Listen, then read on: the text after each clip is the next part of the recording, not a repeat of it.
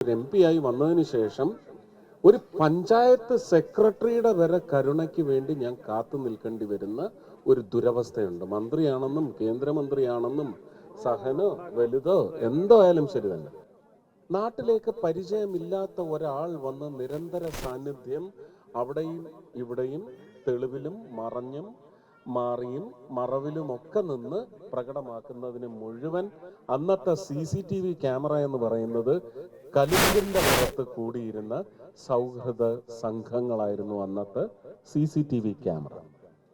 നമ്മുടെ നാട്ടിലുള്ള ഒരു പെൺകുട്ടിയെ ആരെങ്കിലും ഏതെങ്കിലും മോശപ്പെട്ട രീതിയിൽ തട്ടിക്കൊണ്ടു പോകാൻ വരുന്നതടക്കമുള്ള, അത് മാത്രമല്ല ഇന്നത്തെ കാലഘട്ടത്തിൽ ചോദിച്ചാൽ കഞ്ചാവും അതുപോലെയുള്ള പിശാചുക്കളുമായിട്ട് വന്ന് ഒരു സമൂഹത്തിലെ കുഞ്ഞുങ്ങളെ വഴിതെറ്റിക്കുന്നതിനും നശിപ്പിക്കുന്നതിനും വേണ്ടി വരുന്ന ഇതിനെല്ലാം എതിരെയുള്ള ഒരു കവചമായിരുന്നു ഈ കലിംഗ് സഭകൾ. അവരത് കൃത്യമായിട്ട് വർത്താനം പറഞ്ഞുകൊണ്ടിരിക്കും, രാഷ്ട്രീയം പറയും. അത് ചിലപ്പോൾ ബഹുമാനപ്പെട്ട മുഖ്യമന്ത്രിയെക്കുറിച്ചായിരിക്കും, പ്രധാനമന്ത്രിയെക്കുറിച്ചായിരിക്കും, അവിടുത്തെ MP യെക്കുറിച്ചായിരിക്കും. ഇതെല്ലാം ചർച്ച നടക്കുമെങ്കിലും ഇടയ്ക്കൊരു കണ്ണ് ഓടിപ്പോയിട്ട് അവൻ കുറച്ച് ദിവസമായിട്ട് ഇവിടെ കിടന്ന് കറങ്ങുന്നുണ്ടല്ലോ, അവൻ്റെ കണ്ണ് ഏത് കോഴിക്കൂട്ടിലേക്കാണെന്ന് നോക്കണം. അവനൊരു ഒരു ഒരു എന്താണ്, ഒരു കഴുകനോ അല്ലെങ്കിൽ ജക്കോൾ അല്ലേ, പിന്നെ കോഴിയെ പിടിക്കാൻ വരുന്ന ജക്കോൾ, കുറുക്കൻ എന്ന് പറയുന്ന സ്വഭാവം എല്ലാം കൃത്യമായിട്ട് ക്യാമറ കണ്ണ് ഓടിച്ച് കണ്ടുപിടിച്ച് ഒപ്പിയെടുത്തിട്ട് പിന്നെ ചില ആൾക്കാരെയൊക്കെ രാത്രി കാലങ്ങളിൽ അവിടെ വിട്ട് മോഷ്ടാക്കളാവാം. ഇതിനെല്ലാം ഒരു കാവൽ കരുതൽ ആയിരുന്നവരായിരുന്നു കലിംഗംപുറത്തെ സൗഹൃദ സംഘങ്ങൾ. നമുക്കത് തിരിച്ചെന്ന് വേണ്ടുന്ന കാലഘട്ടമാണ്. കാരണം ജീവിതം ജനാധിപത്യ സമ്പ്രദായത്തിൽ നേരായി കൊണ്ടുപോകുന്നതിന്, നേരായി നടപ്പിലാവുന്നതിന് നിഷ്കളങ്കത എന്ന് പറയുന്നത് ഒരുപക്ഷെ ഭരണനിർവഹണ കേന്ദ്രങ്ങളിൽ നഷ്ടമാവുന്ന ഒരു കാലാവസ്ഥ വല്ലാണ്ട് വലുതാവുന്ന ഈ കാലാവസ്ഥയിൽ നമുക്ക് നമ്മുടെ തിരഞ്ഞെടുക്കപ്പെട്ട പ്രതിനിധികൾ അവർ നേരിടുന്ന പ്രശ്നങ്ങളുണ്ട്. ഇപ്പൊ എന്നോട് ചോദിച്ചാൽ ഒരു MP ആയി വന്നതിന് ശേഷം ഒരു പഞ്ചായത്ത് സെക്രട്ടറിയുടെ വരെ കരുണയ്ക്ക് വേണ്ടി ഞാൻ കാത്തു നിൽക്കേണ്ടി വരുന്ന ഒരു ദുരവസ്ഥയുണ്ട്. മന്ത്രിയാണെന്നും കേന്ദ്രമന്ത്രിയാണെന്നും സഹനോ വലുതോ എന്തോ ആയാലും ശരി തന്നെ, ഇതൊന്നും പറഞ്ഞിട്ട് കാര്യമില്ല. MP-യുടെ പ്രാദേശിക വികസന ഫണ്ടിൽ നിന്ന് ഒരു 50 ലക്ഷം കൊടുക്കണമെങ്കിൽ അത് ആ പഞ്ചായത്ത് ഭരിക്കുന്ന രാഷ്ട്രീയത്തെ ഞാൻ സഹിക്കണം. ആ രാഷ്ട്രീയം പിടിച്ചു കെട്ടി വെച്ചിരിക്കുന്ന സത്യമുള്ളതോ അല്ലെങ്കിൽ കൊടൂരനോ ആയ സെക്രട്ടറിയെ ഞാൻ സഹിക്കണം. ഇത് ജനങ്ങളെ അങ്ങനെ ഒരു, എനിക്ക് മാത്രമല്ല, അതുപോലെ ചിലപ്പോൾ കോൺഗ്രസിന്റെ തിരഞ്ഞെടുക്കപ്പെട്ട പ്രതിനിധികളുണ്ടാവും. അവർക്ക് വന്ന് നിങ്ങളോട് സത്യം പറയാനുള്ള വേദിയും കൂടി ഈ സമ്മേളനങ്ങളിലൂടെ സാധ്യമാണ്, സംഗമങ്ങളിലൂടെ.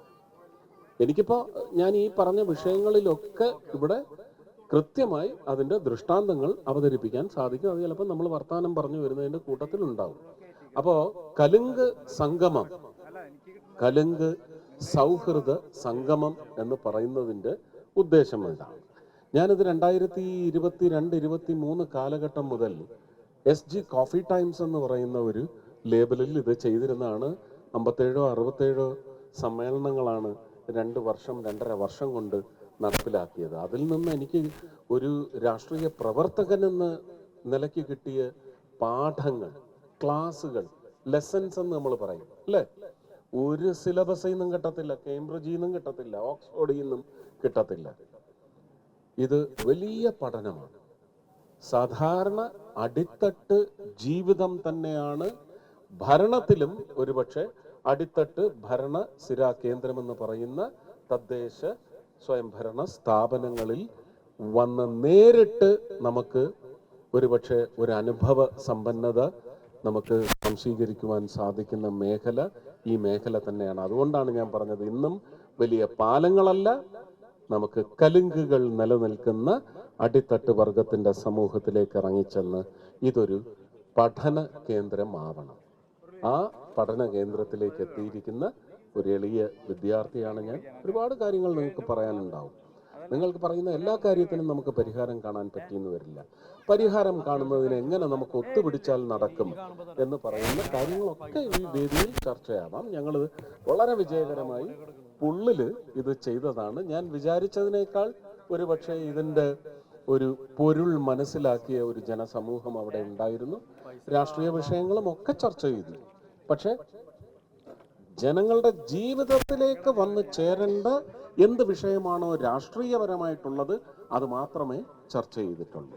ഒരു എലക്ഷൻ വിജയിക്കുക അല്ലെങ്കിൽ ഭരണം പിടിക്കുക ഇതിനെക്കുറിച്ച് ഒന്നും ചർച്ച ചെയ്തിട്ടില്ല. ജനങ്ങളുടെ ജീവിതത്തിന് അത്യാവശ്യമായ രാഷ്ട്രീയം, ആ ചർച്ചയും ആവാം. അല്ലാതുള്ള കക്ഷി രാഷ്ട്രീയം വന്നാലും ഞാൻ വലിയ മിടുക്കനൊന്നും അല്ലേലും എനിക്ക് ന്യായം പറയാൻ സാധിക്കും. അത് എല്ലാവർക്കും പൊള്ളുകയും ചെയ്യും. അതുകൊണ്ടാണ് എനിക്ക് നേരെ ഇത്രയും കൂരമ്പുകൾ വരുന്നത്. ഈ പൊള്ളുന്ന ആൾക്കാരാണ് എന്നെക്കുറിച്ച് വളരെ തെറ്റായ റോങ് നെറേറ്റീവ് എന്ന് എപ്പോഴും നിങ്ങൾ പത്രങ്ങളിലൊക്കെ വായിച്ചും നോർത്ത് ഇന്ത്യൻ ചാനലുകൾ പറഞ്ഞും കേട്ടിട്ടുണ്ട്. വെരി റോങ് വെനമസ് വിഷലിബ്ധമായ ഒരു വർണ്ണന അവർ ചാർത്തി നൽകും. അതവർക്ക് പൊള്ളുന്നത് കൊണ്ടാണ്, സത്യം പറയുമ്പോൾ പൊള്ളുന്നത് കൊണ്ടാണ് അവരത് ചെയ്യുന്നത് കേട്ടോ. അവന്മാരാണ് കരിയുവയിലുമായിട്ടൊക്കെ നടക്കുന്നതും അവന്മാർ തന്നെ